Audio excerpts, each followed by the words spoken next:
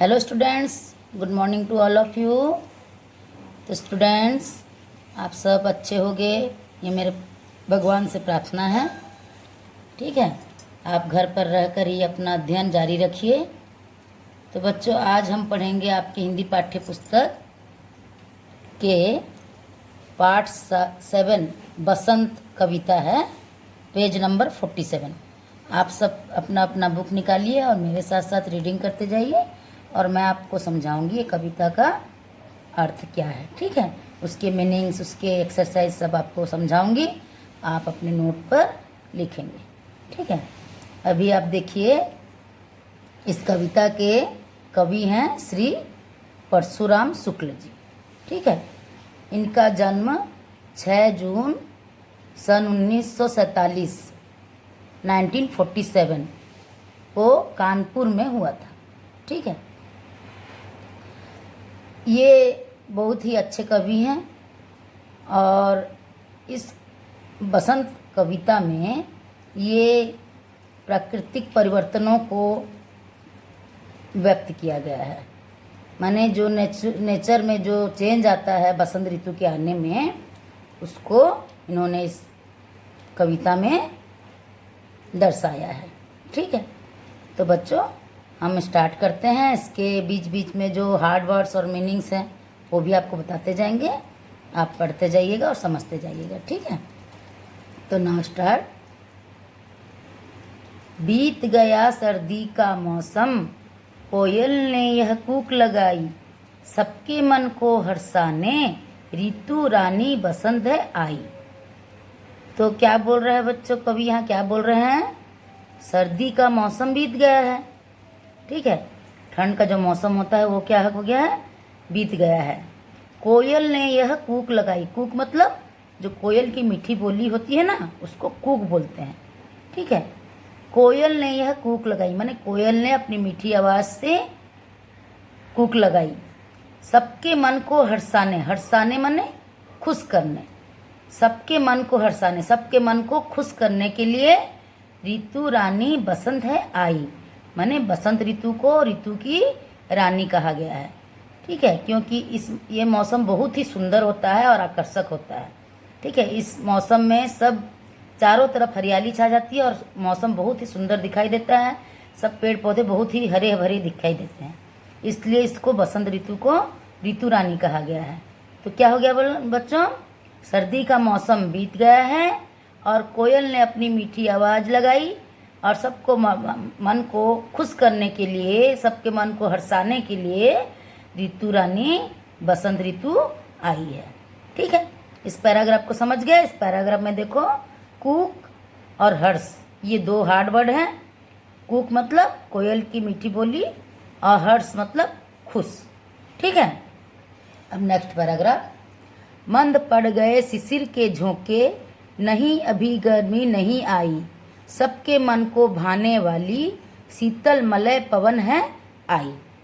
मंद पड़ गए माने धीमे पड़ गए, शिशिर के झोंके माने शीतल जो हवा होता है ना, जो ठंड में ठंड का हवा जो होता है वो शिथिल मंद पड़ गए हैं, माने बहुत ठंड कम हो गया है। ठीक है, नहीं अभी गर्मी नहीं आई, गर्मी अभी अच्छे से नहीं आई है। सबके मन को भाने वाली, सबके मन को खुश करने वाली, भाने वाली शीतल मलय पवन है आई। माने ठंडी, मलय माने सफ़ेद चंदन को मलय कहा गया, पवन को उसके साथ मलय, पवन मलय के साथ सफ़ेद चंदन के साथ तुलना किया गया है। शीतल मलय पवन है आई, ठंडी मलय पवन हवा आई है। ठीक है, ठंड मंद पड़ गया है माने धीमा पड़ गया है और गर्मी नहीं आया है और सबके मन को भाने वाला ठंडी मलय पवन है आई। ठंडा मलय पवन जो होता है वो आ गया है। नेक्स्ट इसमें क्या हो गया हार्ड वर्ड? शिशिर, मलय, ठीक है, शीतल, ये हार्ड वर्ड्स हैं। डाल डाल पे पात पात पे रौनक और हरियाली छाई, सारी सृष्टि लगी चहकने, कोयल ने बजाई सहनाई। डाल डाल पे पात पात पे मतलब डालियों पे और पत्तों पे, ठीक है, डालियों पे और पत्तों पे। डाल डाल पे मतलब डाली डालियों पर, पात पात में, पत्तों पत्तों पर। ठीक है, रौनक और हरियाली छाई। ठीक है, सुंदरता, रौनक और हरियाली माने हरी भरी। ठीक है, चारों तरफ सुंदरता और हरियाली छा गई है। सारी सृष्टि लगी चहकने, पूरा वातावरण क्या हो गया है? सारी सृष्टि माने वातावरण चहकने लगा है, माने खुश होने लगा है, चहकने लगा है। कोयल ने बजाई शहनाई, कोयल ने अपनी मीठी बोली सुनाई है। ठीक है, जिस उसको शहनाई के साथ तुलना किया गया, उसकी आवाज़ को शहनाई के जैसे तुलना किया गया है कवि ने। ठीक है, डाल डाल पे, पात पात पे रौनक और हरियाली छाई, सारी सृष्टि लगी चहकने, कोयल ने बजाई शहनाई। डालियों और पत्तियों पर चारों ओर सुंदरता और हरियाली छा गई है और सारी सृष्टि माने सारा वातावरण चहकने लगा है और कोयल ने अपनी शहनाई बजाई है। ठीक है, तो डाल डाल माने डालियों पे, पात पात माने पत्तों पे, रौनक और हरियाली, रौनक माने सुंदरता और हरियाली माने हरा भरा। सारी सृष्टि, सृष्टि माने वातावरण। ठीक है, अब नेक्स्ट पैराग्राफ। सभी जीवों के चेहरे खिल गए, धरती हरियाली से नहाई, सुमन सभी रंग हो गए, रंगीन हो गए, पत्तों में नव आभा छाई। तो बच्चों, सभी जीव जंतुओं के चेहरे क्या हो गए? खिल उठे, माने खुश हो गए। धरती हरियाली से नहा ली, माने पूरा धरती हरा भरा हो गया। सुमन सभी रंगीन हो गए, सब फूल जो होता है ना बसंत ऋतु में बहुत ही सुंदर रंगीन दिखाई देते हैं। ठीक है, पत्तों में नव आभा छाई, पत्तों में नए नए चमक, पत्तों में नए नए चमक आ गए हैं। जैसे ग्रीन पूरा अच्छे से हरा भरा दिख रहा है पत्ते। ठीक है, पत्तों में नए चमक आ गए हैं। आभा माने चमक। ठीक है, नव माने नया, धरती माने पृथ्वी। ठीक है, नहाई माने नहाना, माने बसंत ऋतु के आते ही हरियाली, धरती पूरी हरी भरी हो जाती है, फूल सब सुंदर दिखने लगते हैं, पत्ते चमकने लगते हैं। ठीक है, और प्रकृति बहुत ही सुंदर दिखाई देने लगती है। फूलों पर मंडराई तितली, फूलों पर मंडराई तितली, भंवरों ने भी खुशी मनाई, प्रकृति सुंदरी को हर्षाने, ऋतु रानी बसंत है आई। तो जो फूल खिलते हैं ना बच्चों, उस पर क्या होते हैं? तितली मंडराने लगते हैं, माने तितली इधर उधर उस फूल के चारों तरफ घूमने लगते हैं। भंवरों ने भी खुशी में, भंवरे भी खुशी मनाने लग जाते हैं। प्रकृति सुंदरी को हर्षाने, माने जो वातावरण है, सुंदर वातावरण को हर्षाने के लिए, खुश करने के लिए, प्रकृति को सुंदर बनाने के लिए कौन आता है? ऋतु रानी बसंत है आई। ऋतु रानी माने बसंत ऋतु को ऋतु रानी कहा गया है, क्योंकि यह बहुत ही सुंदर ऋतु है, इसलिए इसको ऋतु की रानी कहा गया है। इसलिए बसंत ऋतु है, ऋतु रानी बसंत है आई। फूलों पर तितलियां मंडराने लगे, भंवरे भी खुश हो गए और सुंदरी, प्रकृति सुंदरी माने वातावरण को सुंदर वातावरण को हर्षाने के लिए, खुश करने के लिए ऋतु रानी बसंत आ गई है। ठीक है, तो बच्चों यहाँ बसंत ऋतु को बहुत ही मान्यता दिया गया है, बहुत ही सुंदर ऋतु माना गया है और इसको, इस मौसम के आने से चारों ओर हरियाली भी छा जाती है और प्रकृति बहुत ही सुंदर हो जाती है। ठीक है, तो इस कविता को आप अच्छे से पढ़ोगे और समझोगे। ठीक है, अब इसके बाद क्या है? नेक्स्ट पेज, पेज नंबर 48 निकालिए। इसमें कुछ मीनिंग्स भी दिए गए हैं। कूक, कूक माने कोयल की बोली। शिशिर, शिशिर माने शीतकाल या शीतल। पवन, हवा। आभा, चमक। रौनक, चमक, ताजगी, बहार, चहल पहल। ठीक है, रौनक। हर्ष, खुशी। मलय माने सफ़ेद चंदन। सुमन, फूल। नव, नया। ठीक है, तो ये मीनिंग्स को भी आप अपने नोट में लिख लोगे। ठीक है, अब क्वेश्चन आंसर कुछ है, उसके बारे में डिस्कस कर लेते हैं। उसके बाद आपको हम देंगे लिख के, आप उसको अपने नोट में लिख लेंगे। ठीक है, तो क्या है देखो बच्चों, पहला प्रश्न क्या दिया है, बसंत कविता का सारांश अपने शब्दों में लिखें। अपने शब्दों में भी आप अपने बसंत ऋतु का सारांश लिख सकते हैं। तो हम बताते हैं कैसा होगा। सर्दी के मौसम के बाद बसंत ऋतु आती है। बसंत में ना ज़्यादा ठंड होती है ना ज़्यादा गर्मी पड़ती है। ठीक है, हल्की शीतल हवाएं चलने लगती है और चारों ओर हरियाली छा जाती है। पेड़ों में नए नए पत्ते और अंकुर फूटने लगते हैं। धरती के सभी जीव बहुत ही प्रसन्न हो जाते हैं। कोयल कूकने लगती है और चारों ओर फूल खिलने लगते हैं। इन फूलों पर तितलियां मंडराने लगती हैं और भंवरे भी बहुत ही खुश हो जाते हैं और झूमने लगते हैं। ठीक है, इस प्रकार प्रकृति को लुभाने के लिए, प्रकृति को हर्षाने के लिए बसंत ऋतु आती है। ठीक है, नेक्स्ट क्या है, मंद पड़ गए शिशिर के झोंके, नहीं अभी गर्मी नहीं आई। पंक्ति के माध्यम से कवि ने कैसे मौसम की कल्पना की है। बसंत कविता में बसंत ऋतु के आने पर प्रकृति का सुंदर वर्णन किया गया है। पेड़ों पर नए नए पत्ते खिलने लगते हैं। कोयल अपने मीठे बोली से चारों ओर मिठास घोलती है। मौसम बहुत ही सुहावना हो जाता है और चारों ओर हरियाली छा जाती है। ठीक है, मंद पड़ गए शिशिर के झोंके, इस पंक्ति के माध्यम से कवि ने बसंत ऋतु की कल्पना की है जिसमें ना ज़्यादा ठंडी पड़ती है और ना, ठीक है, इस मौसम में ना ज़्यादा ठंडी पड़ती है ना ज़्यादा गर्मी पड़ती है और शिशिर के ठंडी हवाएं मंद पड़ जाती है, माने धीमे पड़ जाती है। और सारे पशु पक्षी मानव इस ऋतु को बहुत ही पसंद करते हैं।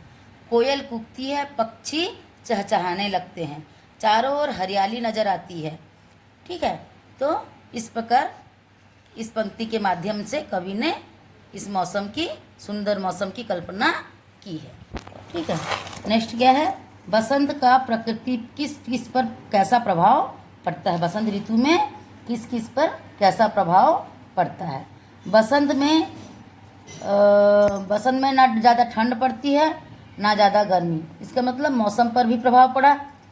ठीक है, मौसम ने करवट बदल लिया, शीतल हवा चलने लगती है, चारों ओर हरियाली छा जाती है, माने प्रकृति बहुत ही सुंदर हो जाती है। पेड़ पौधे हरे भरे दिखने लगते हैं, पेड़ों में नए अंकुर भी फूटने लगते हैं, चारों ओर तरह तरह के फूल खिलते हैं, कोयल कूकने लगती है, लोग भी खुश हो जाते हैं और फूलों पर तितलियां और भंवरे भी मंडराने लगते हैं। ठीक है, नेक्स्ट क्या है, कविता बसंत में प्रकृति सुंदरी किसे कहा गया है और क्यों कहा गया है। कविता बसंत में प्रकृति सुंदरी बसंत ऋतु को ही कहा गया है, क्योंकि कविता बसंत में प्रकृति सुंदरी किसे कहा गया है। कविता बसंत में प्रकृति सुंदरी बसंत ऋतु को कहा गया है क्योंकि बसंत के आने पर चारों ओर हरियाली छा जाती है, पौधे फूलों और प्रकृति पर बहुत ही असर पड़ता है, प्रकृति बहुत ही निराली और सुंदर दिखाई देने लगती है। ठीक है, बसंत ऋतु आपको कैसी लगती है, अपने विचार लिखें। बसंत ऋतु हमें बहुत अच्छी लगती है, ऑब्वियसली सबको अच्छा लगता है ना, तो आप लोग को भी अच्छा लगता होगा, हमें भी अच्छा लगता है। बसंत ऋतु हमें बहुत अच्छी लगती है। बसंत सबके मन को लुभाने वाली मौसम है, खास करके पशु पक्षियों को पसंदीदा मौसम है। चारों ओर हरियाली होने के कारण प्रकृति का दृश्य बहुत ही सुंदर दिखाई देता है, सारी सृष्टि चहचहाने लगती है। ठीक है, उसके बाद क्या है, सब में देखो बच्चों, इसमें आंसर सब में बसंत ऋतु के बारे में ही बताया गया है। इसको आप अच्छे से अपने नोट में मैं लिख के दूंगी, आप लिख लीजिएगा। ठीक है, अपने शब्दों में भी लिख सकते हैं। ठीक है, बसंत के मौसम में सब प्रसन्न क्यों हो जाते हैं। क्यों हो जाते हैं, बसंत के मौसम में ना ज़्यादा गर्मी पड़ती है ना ज़्यादा ठंडी पड़ती है, इसलिए मौसम सबको अच्छा लगता है। शीतल हवा के झोंके चलते हैं, प्रकृति में कुछ बदलाव आता है, कोयल कूकने लगती है, चारों ओर हरियाली छा जाती है, इसे देखकर सभी बहुत ही प्रसन्न हो जाते हैं। ठीक, क्या होता अगर बसंत नहीं आता, क्या होता, जो बसंत अगर नहीं आता तो क्या होता बच्चों? अगर बसंत नहीं आता तो चारों ओर हरियाली नहीं आती। ठीक है, जो सुंदर जो प्रकृति है वो मलिन हो जाती। ठीक है, विदेशों से जो पक्षी नए नए पक्षी आते हैं, हरियाली आने के बाद वो नहीं आना बंद कर देते हैं।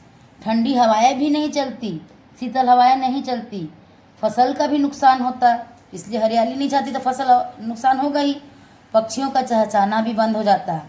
इस प्रकार क्या हो जाता, प्रकृति बहुत ही असुंदर हो जाती। ठीक है, अगर बसंत नहीं होता तो प्रकृति बहुत ही असुंदर हो जाती। ठीक है, इसको हम लिख के आपको देंगे, आप लोग लिख लीजिएगा अपने नोट में। क्वेश्चन आप बुक से निकाल के लिखोगे, आंसर हम देंगे। ठीक है, इसके बाद क्या है देखो, बहुविकल्पीय प्रश्न। निम्नलिखित में सबको खुशी देने वाली किसे कहा गया है? किसे कहा गया है सबको खुशी देने वाली? बसंत ऋतु को कहा गया है। ठीक है, बसंत को। ठीक है, भंवरों ने खुशी क्यों मनाई? क्यों मनाई? बसंत ऋतु के आगमन पर भंवरों ने खुशी मनाई। किस पर? बसंत ऋतु के आगमन पर फूल खिलने लगते हैं तो भंवरे खुशी मनाने लगते हैं। तो क्या होगा? 2 नंबर। सुमन ने से क्या अभिप्राय है? सुमन मतलब फूल। ठीक है, 2 नंबर। सर्दी बीत जाने का संदेश किसने दिया? सर्दी बीत जाने का संदेश किसने दिया? कौवे ने? नहीं। हरियाली ने? नहीं। तितलियों और भंवरों ने? नहीं। किसने दिया? कोयल ने। जब कोयल कूकने लगती है तो सर्दी बीत जाने का संदेश आ जाता है। ठीक है, नेक्स्ट। निम्नलिखित वाक्यों में धीमे धीमे अर्थ किस वाक्य द्वारा स्पष्ट है? देखो, वह मंद चालों से दौड़ जीत गया, दवा खाते ही वह मृत हो गया, प्रकृति मंद मंद मुस्कुरा रही थी, उपयुक्त सभी। तो यहाँ क्या होगा? मंद मंद। यहाँ मंद आया है लेकिन क्या है बच्चों? देखो, एक बार आया है ना। यहाँ क्या है? धीमे धीमे माने 2 बार। तो कौन से पद में आया है? देखो कौन से वाक्य में आया है? यहाँ आया है, प्रकृति मंद मंद मुस्कुरा रही थी। तो कौन सा होगा? 3 नंबर। 3 नंबर सही आंसर है। ठीक है, इसके बाद क्या है? सही गलत। बसंत के आते ही सृष्टि उदास हो गई? नहीं, गलत। प्रकृति सुंदरी बसंत के आने से हर ओर खुशी आ गई? हाँ, चारों ओर खुशी छा जाती है ना बसंत के आते ही। बसंत आ गई इसलिए कोयल ने कूकना बंद कर दिया? नहीं, गलत। बसंत के आते ही हर ओर हरियाली छा गई?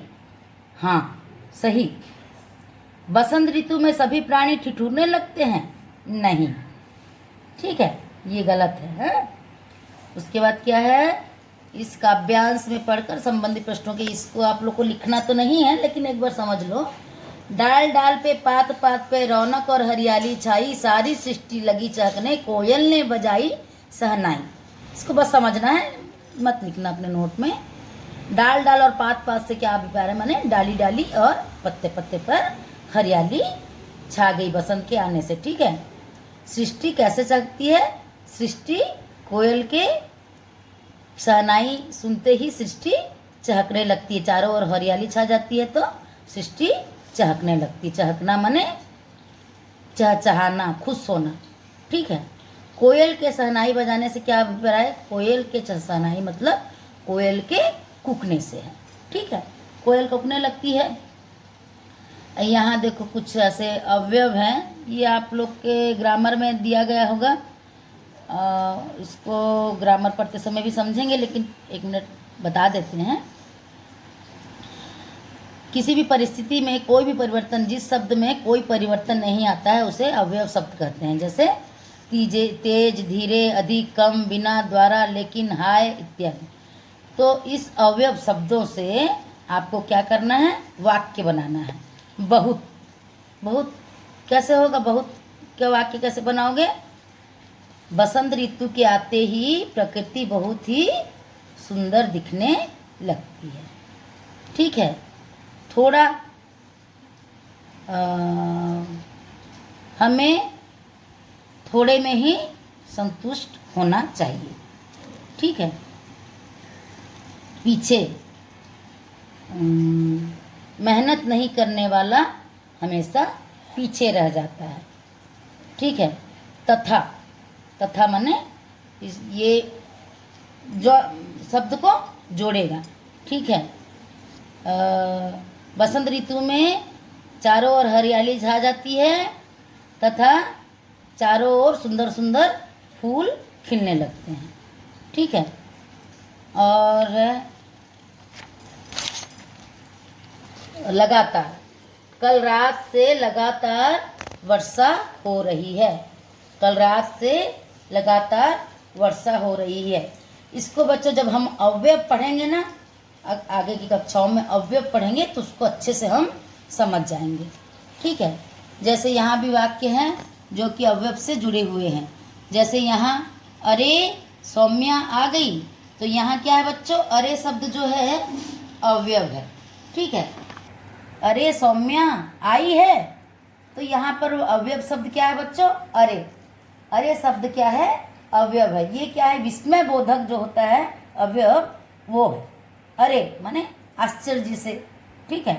नेक्स्ट क्या है, राजू कल ही जाएगा, तो ये क्या है, यहाँ पर को जो अव्यय है निपात अव्यय, वो आप जब अव्यय पढ़ेंगे ना बच्चों तो आपको सब समझ में आ जाएगा। यहाँ क्या हो जाएगा, अव्यय शब्द ही, राजू कल ही जाएगा। नेक्स्ट क्या है, सत्य बोलिए लेकिन प्रिय बोलिए। सत्य बोलिए लेकिन प्रिय बोलिए। ये क्या है, समुच्चय बोधक शब्द अव्यय है। ठीक है। लेकिन जो है शब्द समुच्चय। ठीक है। समुच्चय माने जो शब्द एक पद का संबंध दूसरे पद से जोड़ते हैं। माने सत्य बोलना है लेकिन प्रिय बोलना है। ठीक है। दोनों को जोड़ दिया गया है, यहाँ पर को समुच्चय बोधक हो गया है। ठीक है। तितली इधर उधर उड़ रही है। तितली इधर उधर उड़ रही है, तो ये कौन सा अवयव है, ये है आपका क्रिया विशेषण अवयव। क्रिया विशेषण अवयव होता है उसको जो क्रिया की विशेषता बताते हैं। तो तितली क्या कर रही है, इधर उधर उड़ रही है, तो इस तितली की विशेषता बता रहा है, इधर उधर उड़ रही है। ठीक है। इसलिए ये अवयव ये है, इधर उधर। कल रात से लगातार बारिश हो रही है। ठीक है। कल रात से लगातार बारिश हो रही है, तो ये संबंध बोधक। ठीक है। संबंध बोधक, लगातार बारिश हो रही है माने कल रात से लगातार बारिश हो रही है, संबंध करा रहा है, इसलिए ये क्या हो गया, अवयव हो गया लगातार। ठीक है। ये आपका लगातार हो गया अवयव। ठीक है। तो ये सब आप अपने नोट में लिख लोगे बच्चों, इसको लिखने की ज़रूरत नहीं है, इसको अपने बुक से ही समझ लीजिएगा। बाकी मीनिंग्स, क्वेश्चन आंसर्स, बहुविकल्पीय प्रश्न और सही गलत, इतना आपको अपने नोट में ज़रूर लिख लेना है। ठीक है।